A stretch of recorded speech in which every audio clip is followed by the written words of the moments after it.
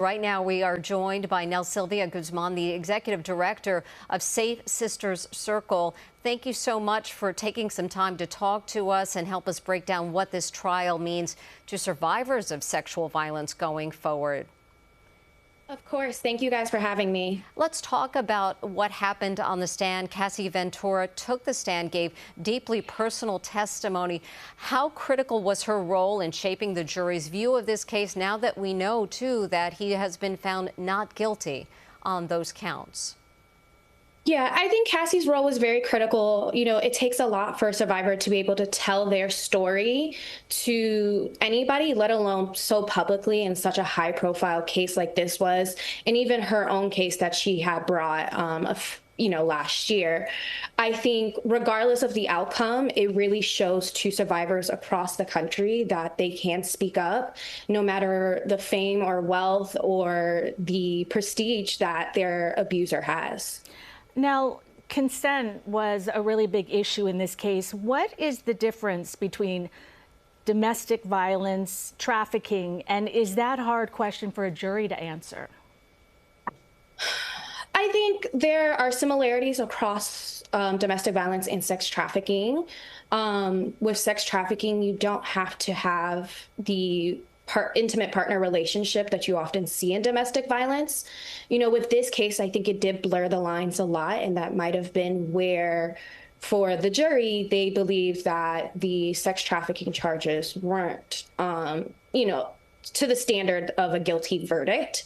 However, even if at one point Cassie did consent to any of the freak-offs and dealings, she made clear that at some point she didn't have the control or the power to say no. So at that point, there wasn't consent. And I think that's where, even though, many looked at it as a domestic violence situation, there were still the allegations of sex trafficking that were very relevant.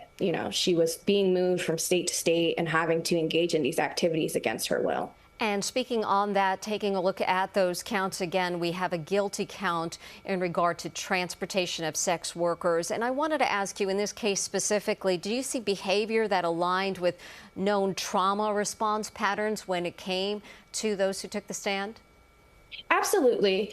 Especially with Jane Doe. I know they said with her testimony, there was a lot of just anxiety around her testimony and fear. And these are very common trauma responses. But for many people, they look at these as it may not be a reliable witness.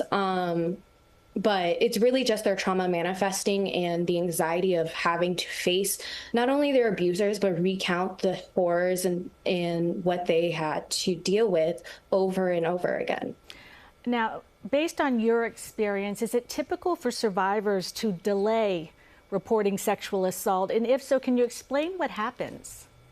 Absolutely. It is very common for somebody to delay disclosure.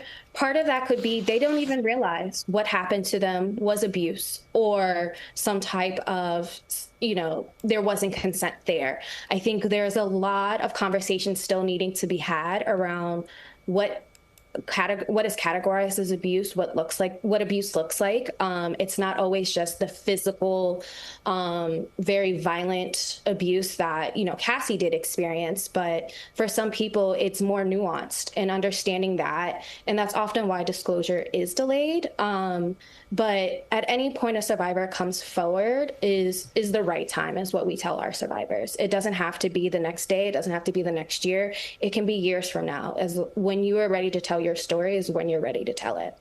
All right. Nel-Sylvia Guzman, thank you so much for joining us. And